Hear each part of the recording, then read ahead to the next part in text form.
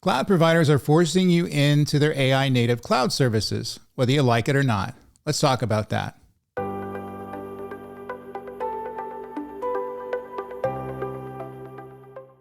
So welcome to the Cloud Computing Insider. I'm Dave. Let's get going.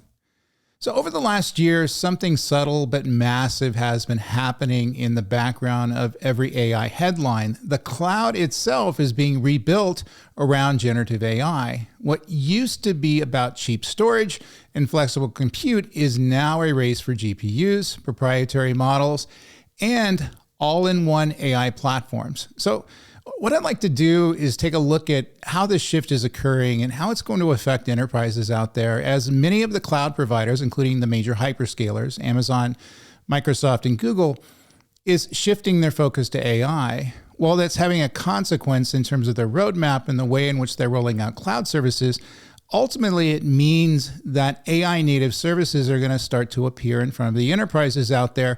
And if they leverage these services, whether they're doing AI or not, then they're going to see a bit of lock-in. And so we need to talk about the trade-offs there. So the AI native cloud is the idea that cloud platforms are being redesigned from the ground up around generative AI workloads, not just traditional applications and storage. And so we've seen this since 2022, since the arrival of ChatGPT and the generative AI mass movement.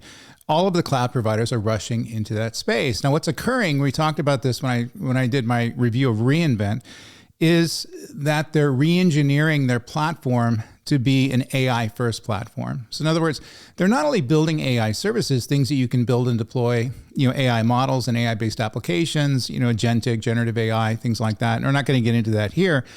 But the fact of the matter is that the AI is leaking into most of the aspects of their infrastructure. So whether you're using AI or not, it's going to be part of their infrastructure one way or the other. And many of the services will be AI enabled. And that causes a couple of things. Number one, they're probably going to have to charge you more money for that, whether you use the AI features or not. And number two, and probably the most concerning, it's going to lock you in. So what's the evidence that this is happening? Cloud providers are reporting massive capital expenditures on GPUs and AI accelerators in their earnings calls, explicitly trying this spend in supporting generative AI demand. So in other words, they're calling out the fact that their AI stuff is growing, and that's where they're spending the majority of the innovative capital. And certainly that's been the case. If you go to any of the cloud conferences over the last 3 years, they've turned into generative AI conferences and agentic AI conferences.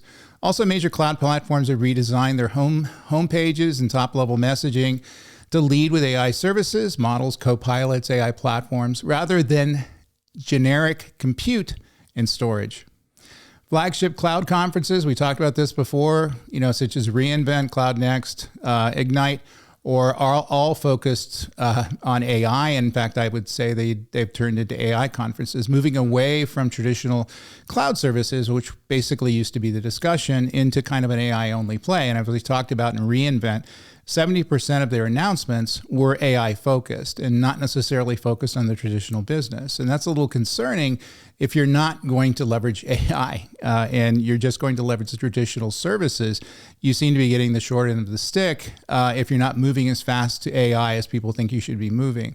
Core cloud services, databases, developer tools, and workflow orchestration products are being rebuilt and extended to include deeply integrated AI capabilities by default. And industry analysts now classify generative AI cloud or AI platforms as distinct competitive categories, evaluating hyperscalers primarily on their AI offerings. Now, if you look at the hyperscalers that are being criticized or being complimented out there, normally it's around the majority of their AI features. So not looking at their ability to do cloud storage and cloud compute systems, their ability to provide quality compute systems on demand. It's how they're chasing the AI trend. And obviously, AWS got some criticism a few years ago for being behind. And obviously, they're trying to catch up. And reInvent was all about AI, things like that. So it's going to be their primary focus for a while. So instead of selling generic compute and storage, cloud providers are racing to become AI platforms with GPUs, proprietary models, vector databases, and end-to-end machine learning ops built in. So This is undeniable. It's obviously so obvious I didn't know why I even needed to state it again. But the evidence is there that the focus is clearly on AI. Why? In some instances, I'm not knocking AI. That's going to be a good trend because many organizations are truly looking to use AI as a force multiplier and typically using cloud providers as the platform of choice to leverage these new AI systems. The problem is the majority of enterprises out there may not be on to AI yet, and it may be a few years, many years in some instances, before they're going to be able to afford it. Now, what's happening now is that their infrastructure is changing beneath them. So in other words, they're leveraging storage, they're leveraging compute services, things like that. Those are becoming AI enabled, or basically the features are turning into AI enabled systems, which is not necessarily going to benefit them. And if they use those systems, which in some cases are going to be forced to use those systems, those native systems, they're going to be locked into that cloud provider even more. So all of that power comes at a price, and many teams are already seeing cloud bills spike from training runs, consistent inference, and always on AI features. So in other words, the prices are definitely trending up. And architecturally, the cloud is shifting toward GPU, TPU clusters, specialized AI accelerators, and data platforms optimized specifically for LLMs and retrieval augmented generation, or RAG. So infrastructure is changing. Infrastructure is changing primarily around the AI models, not necessarily focused on the traditional patterns of computing, which we've used over the last 30 years. AI, by the way, is nothing new. It's been around for a long period of time. But it's a different focus. It's a different way of developing. It's a different way of using the technology. And you certainly have value in using it for some problems, but not all problems. So I know what some of you are saying. What's the big deal, Dave? Everybody's moving to AI. That's good. That's where the next generation of computing is going to be? Probably. But the big risk is AI platform lock-in, where your data models and tooling become so tightly coupled to one vendor that switching becomes nearly impossible, if not overly expensive. There's a type of lock-in that I call economic lock-in. It doesn't mean you can't move off with a provider. That's always going to be an option if you're willing to spend enough money and time. The problem is it may be uneconomically viable to do so. And so many of these organizations are going to find that they're locked into a particular cloud provider. They want to move off that cloud provider for whatever reason, cost, sovereign, data sovereignty, things like that. And in order to do that, they're going to have to spend way more than they thought they would. And so it's uneconomically viable. So they just kind of leave the system where it is and go ahead and, pay the technical debt and pay the technical hosting costs for remaining on that cloud. So agentic AI and AI-driven automation are being pitched as the next productivity waves, where cloud-hosted AI agents can call tools, trigger workflows, and act on your behalf. So that's how things are being sold out there. Definitely the agentic thing is kind of way out over its skis. And I think people are using it in too many places where it shouldn't be used. And cloud providers are first and foremost in that. Nothing wrong with agentic AI. As you guys know, and I mentioned a few times before, I make agentic AI courses and teach agentic AI. Love it as an architectural option, but it's not always going to be an option. It shouldn't always be the solution. So with the agentic AI stuff, everything's kind of looking like a nail, and we're overusing that technology, and the cloud providers, I think, are the worst offenders. So what the cloud providers are pushing is something that's called AI ready. Cloud architecture means having clean, accessible data, smart choice between proprietary and open source models, and scalable inference endpoints that won't blow your budget. So what I'm pitching here is not moving away from AI. Definitely not. What I am pitching here is that we pick the platforms that are right for the applications that are running, and we're not trying to over-engineer or under-optimize these systems by overusing a particular technology such as AI. So if AI is not needed, it's an expense that typically should not be added to the cost of an application. And people don't see it that way. They think that every infrastructure, every application, everything that's built can benefit from an AI capability. Maybe sometimes, not all the time though. So we need to think hard and fast in terms of when we leverage the technology. Now, if an AI platform, a cloud computing platform, is pushing AI at you, and it's going to be something that's very much a force fit. In other words, you can't get away from it. Maybe it's time to look for other platforms that don't do that to you.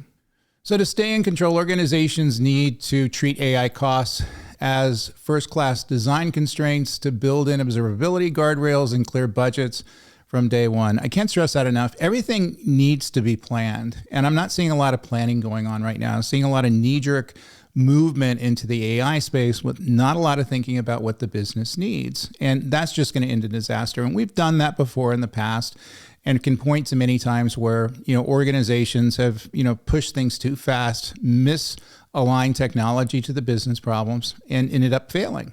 So the key strategic question for every team is how to leverage the benefits of AI native cloud without handing over control of cost, architecture, and innovation to a single provider. That's really key to this. At the end of the day, you're the one who makes the decisions and how you're going to build and deploy your applications. You're the one who makes the decisions as to what platform you're going to run on. Lock-in systems are systems where you're bound down in proprietary ways that technology providers are pushing you to is not going to be an advantage to you. I understand they're telling you it's an advantage. I understand that they're telling you that, look at these new capabilities. Look what we can do with some of these AI agents. Look at some of the operation systems, the observability systems, security systems that are AI enabled. This is going to be a better technology for you.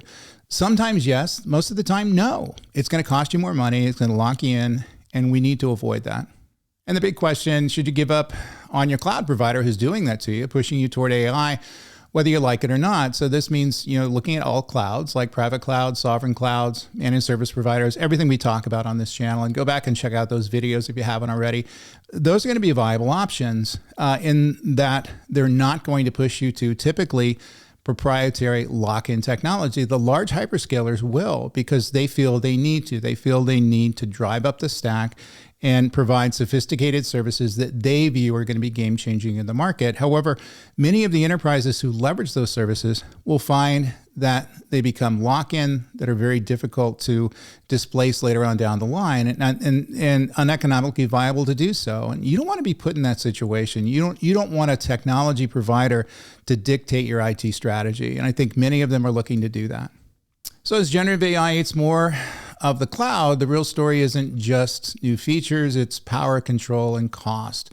So we got to figure out what to do with this stuff. We need to look at some of the choices that are out there and make the right choices. Now, I think for many enterprises, this is going to be a critical junction. So in other words, are we going to continue on with your hyperscaler? Are you going to move to different platforms, either your owned platforms that run in your data center or data center that you rent, managed service providers, private clouds, sovereign clouds, or some of the second tier clouds that are out there.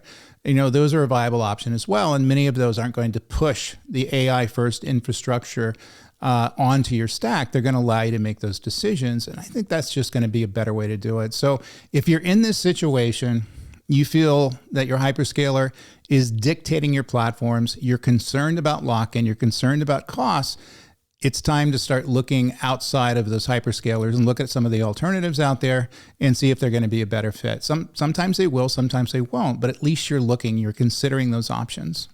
Well, anyway, let me know what you think in the comments about this, whether you feel you're being locked in or not, or you feel you're perfectly fine and moving to AI first and AI native clouds that are being pushed out there now.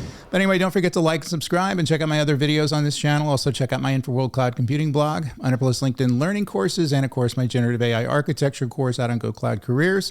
And finally, my latest books, Unlocking the Power of Cloud and An Insider's Guide to Cloud Computing. So until next week, stay very, very safe. The magical YouTube algorithm thinks this is another one of my videos that you should watch now.